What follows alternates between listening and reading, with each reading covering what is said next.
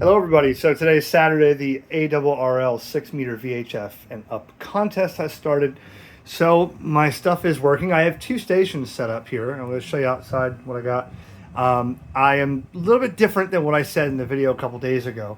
I am using the 7300 on 6 meters. I had to put up another wire antenna. The Halo, the round CNC machine loop, something happened to it. I had it tuned up yesterday. I was making contacts with it without the contest, and all of a sudden the SWR went high.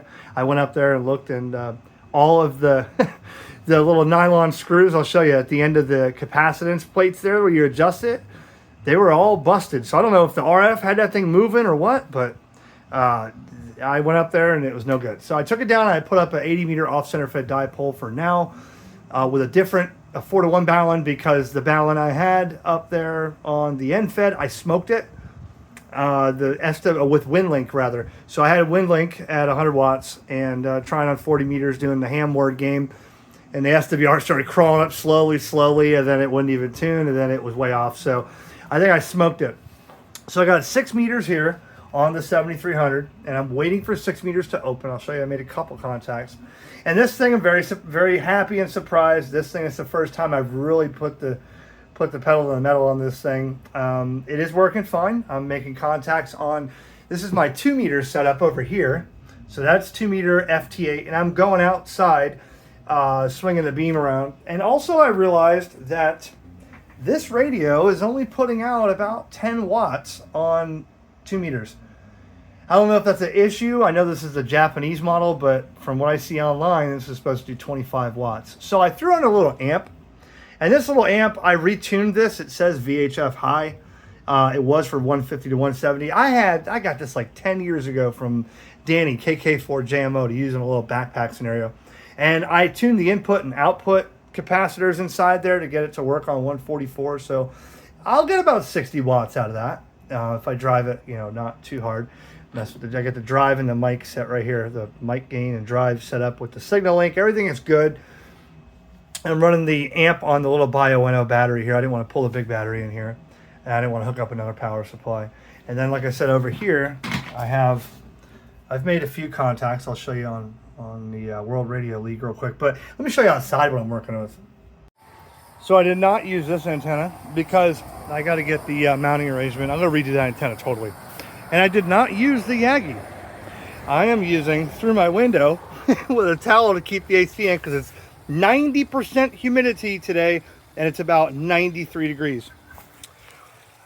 I got a cubicle quad that I bought from the local club the other day.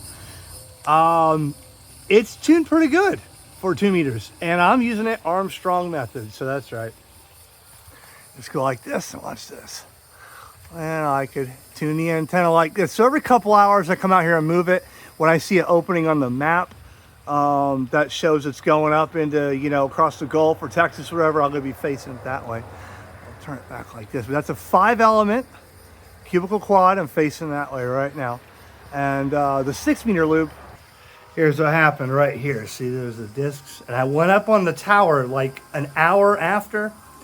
I don't know if maybe the extra power from the amp did that. I don't know. But that's what I saw up there. So obviously you can't keep that thing tuned. I think it was like vibrating. I'm not sure. And one day I'll show you about these gnarly ghost peppers I grow, man. And I got a bunch of peppers growing. Here's the 2 newest ones. This is a Death Dragon. And this one is a hybrid pink scorpion with a death spiral combined. So that thing's purple. That thing's pretty cool, the stem. So one day I'll show you those peppers. All right, so I have a whole video coming on World Radio League. This is, I haven't made too many contacts yet. I am in 6th place on the little leaderboard for the VHF contest right here. So you could join the contest on the World Radio League. They also have the Lewis and Clark on there, the Trail Special event, and the World Soccer Tournament Special. Guys, I have an entire video to brush you up on this because I haven't shown it enough. This is the future of ham radio, period, the end. And if you want to use it, Eric WRL is the discount code. But yeah, the leaderboard gets me really motivated to go from this chair to jump into that chair. Trying to get as many contacts as I can. I only got 10, and if I go to logbooks here and I click on mine, you know, I can look at the map here. I've made more contacts on 2 meters than I have on 6, I think. Let me see. No, yeah, 1, 2, 3, 4, 5, 6, 7. Okay, 5 on 2 meters, 5 on 6 meters. But listen, when it opens up tonight, I'll probably be up late watching propagation. I got my maps open here. I got, you know, my PSK reporter to see where my signal is being heard when I go. You know, I'm testing every so often. I look on here and see where my signal is being heard on 2 meters and on 6 meters. When it starts covering the whole United States, or I start getting into Europe, I'll know the band is open. So not a lot. And then I'm looking at this too. This is the DX cluster here, the DX maps. Europe's having a ball over there. Just a little bit in 6 meters in the US. So tomorrow's video will probably be more fruitful. But hey, thanks for stopping by and checking out a video, guys. 7-3.